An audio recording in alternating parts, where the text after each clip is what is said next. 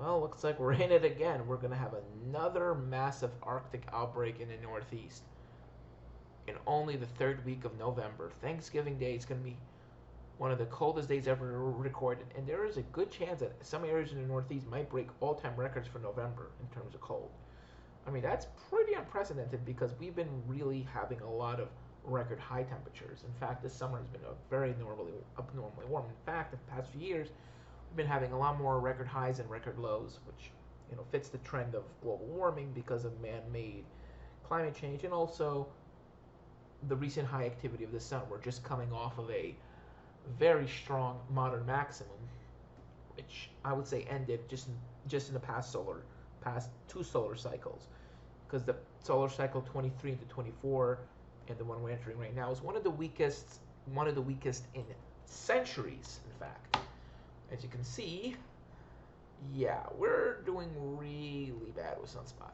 And I mean, here's the thing: we're already having another sunspot. I mean, this might be a very short sunspot cycle. We already might be entering solar cycle 25. I mean, if that's the case, then goodbye global warming, because then this solar minimum might not even be as big as forecasted. So let's see if we're already seeing the first magnetic reversal sunspot. Yeah, then this solar minimum might actually last a lot quicker than anticipated. So it might very well be over before 2020. We already might be going back into another active sunspot cycle. Um, sunspot. This every mirror sunspot was on because its magnetic field was reversed. Yeah.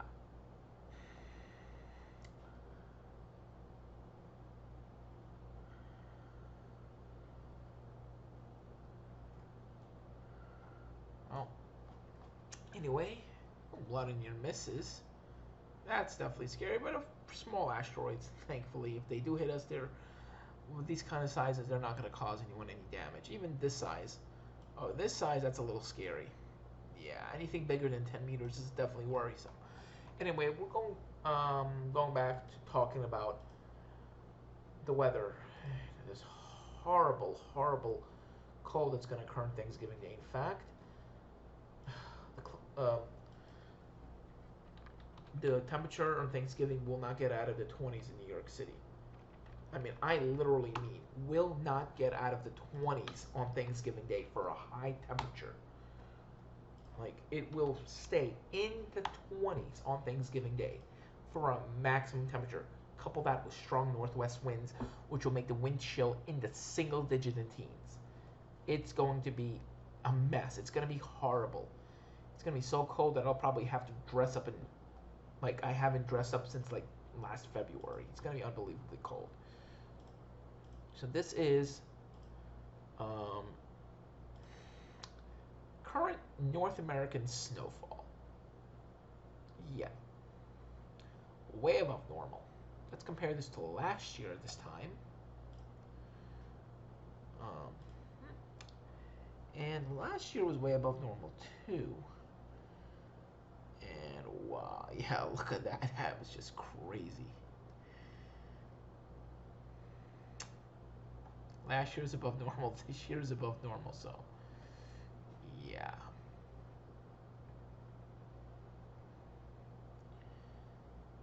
Past few years have definitely been crazy with snow.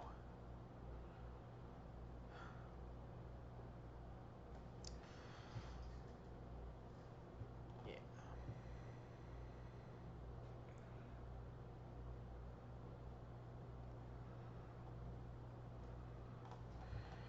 Anyway, it's then gonna warm up again. We're gonna get rain. See that red line? That's the 32 degree line. That's what temperatures are gonna be at 32 degrees. And let's look at Friday afternoon. Should be around freezing in New York City.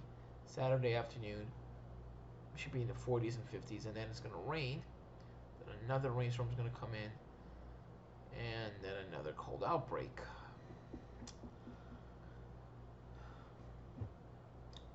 So 2-meter temperatures. Let's see.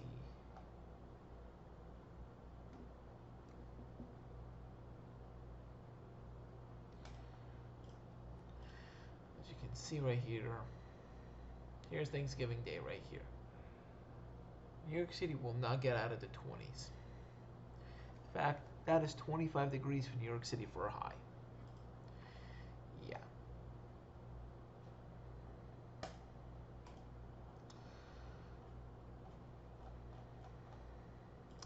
So let me go to weather.com.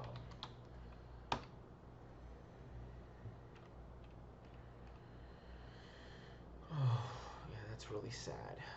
It's just really, really sad. And that's all because of that blocking pattern. It's causing a ridge on the west coast, a trough on the east. That's why we're having so much cold on the west, on the east coast, and so much warmth on the west. But the cause of that, the main cause of that, as I mentioned in the video, in my preliminary weather forecast that I made all the way back in October, I said that this winter is going to be cold and snowy for the East Coast because of this. Look at all that warm water here. So I'm actually going to pull down that video because here's what the Farmer's Almanac is saying. My forecast was completely different from the Farmer's Almanac. In fact, their forecast. Let's go to long range right there. Long range forecast. I live in region 2. So let's see what they're saying right now. Nothing for snow, a few showers, mild. It's anything but mild. Sunny, cool. Yeah, we had snowstorm. What are they saying for this winter? Will be much above normal. Like, much above normal. Yeah, okay. Yeah, how are you going to have an above normal winter when it's like this here? Yeah. Here's the thing. First of all, you have a weak El Nino. You have warm waters here. Both are cold signals for the East Coast. On top of that, you got some warm waters developing here. Very strong Gulf Stream. All signs are pointing towards a cold winter. This is a weak El Nino, not a strong El Nino. So yes, you're going to have a very cold winter on the East Coast. In fact, if you look at historic climatological records, when you're having this type of setup, you have a colder East Coast and a snowier East Coast too. So yeah, the Farmer's Almanac is definitely going to get this year wrong. I mean, already we had a snowstorm. So that's saying one thing already. Northern Hemisphere snowpack is already off to a really big start. So the fact that they're predicting a warm winter really, really beats me. I don't know how the heck they're forecasting that. It completely beats me. I mean, look at that. 19 degrees?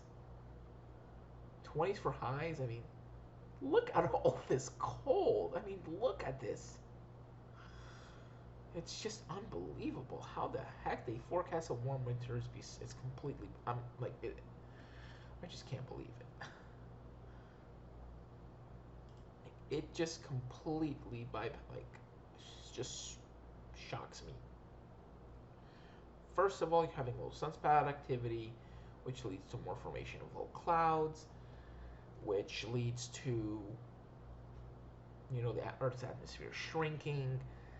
Then you have warm waters because of all that, global warming that's been going on because of carbon dioxide. So everything is just basically coming to a head, and this winter is just going to be awful, especially if you live here. Here, the whole eastern third of the country is going to be absolutely locked in cold. Yeah, you might get a warm up or two, maybe a thaw, but this winter is just going to be awfully cold. And here, California, is going to be mild and wet, mostly. The drought's going to end, I believe, Well, because you're having a weak El Nino, so you might still get some subtropical influence. But I think this year California will have average to slightly above average rainfall. Um, why I'm not predicting a drought is because while you, the pattern does support a ridge, this might hopefully give California some rain because the Pacific is so warm, so there'll definitely be some subtropical influence. And unlike the winter of 2014, 2015, it wasn't that warm over here. And in fact, this part was actually cooler, so it definitely does support a colder and snowier winter for this year. In fact, this is the winter that everyone remembers in Boston like crazy. Oh, wow.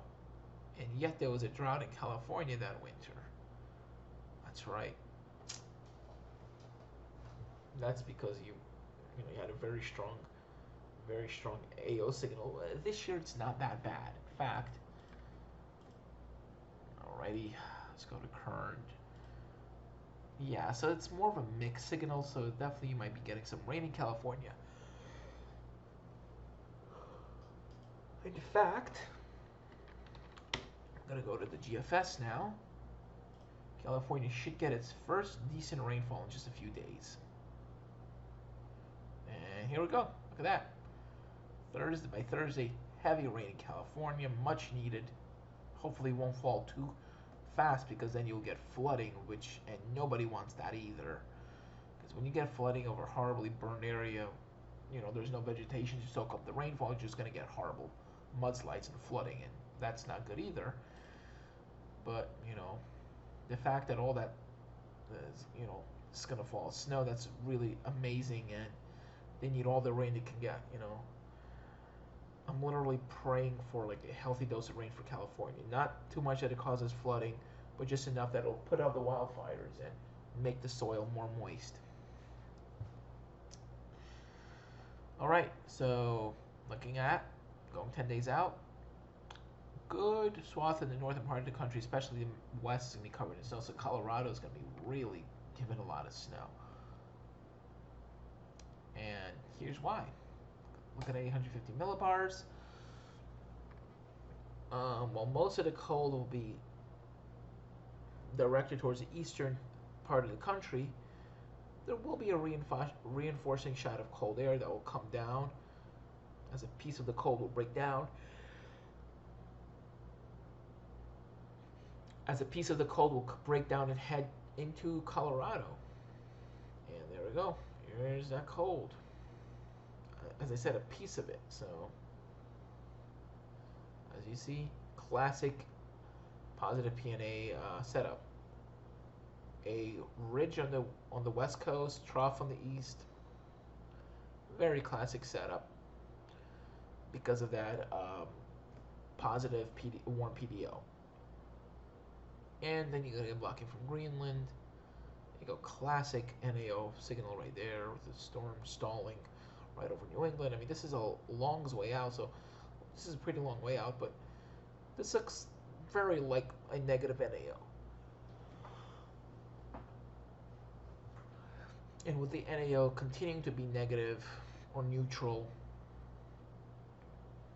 cold outbreaks like this are definitely going to continue and just prolong.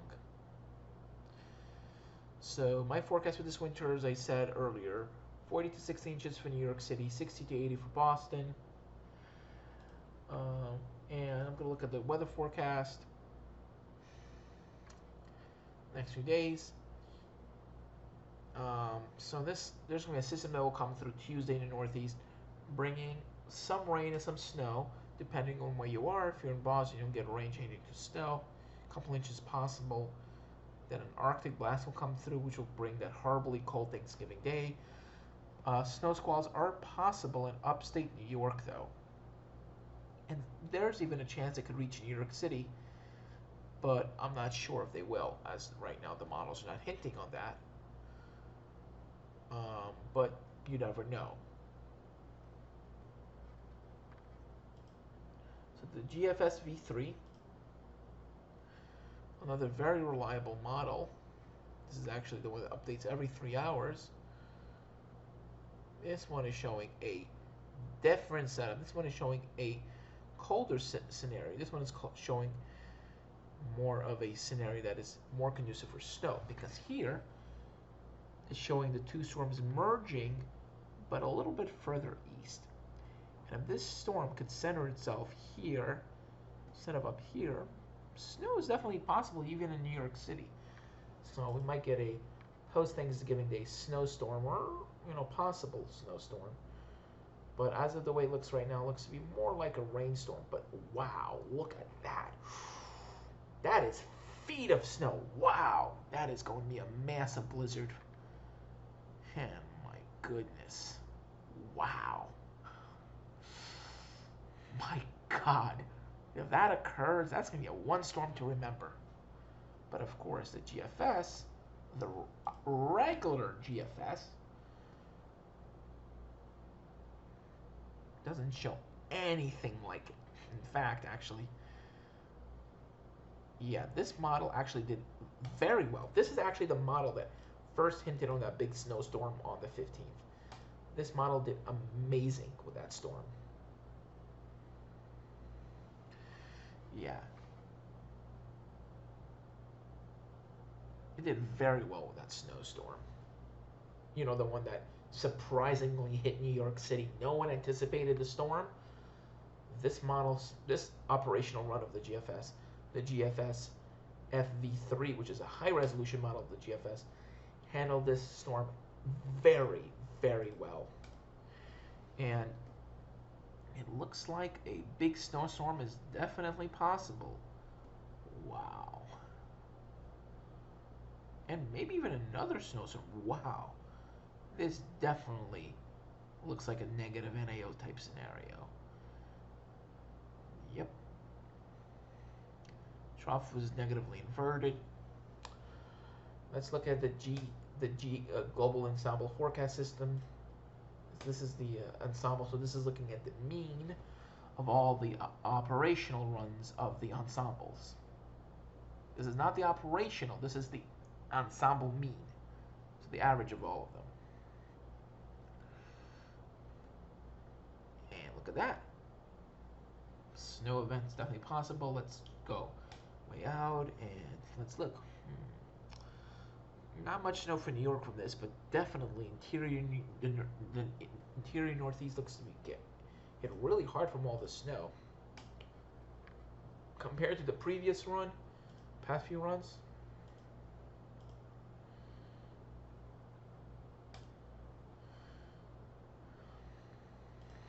this looks to be a pretty. But to be this far out, and I mean this over still 3 weeks before winter, and already you're seeing this. This is something I don't usually see until January almost, or late December. So this is very unusual. Yeah, I mean this winter is definitely going to be cold and snowy as I anticipated, and maybe even worse, because this winter might be even worse. I mean, maybe Boston might even get over 100 again if this trend continues. Thank you for watching. Have a great day. Bye. Please, and don't forget to like and subscribe my videos. Thank you so much for watching, and hope to see you again.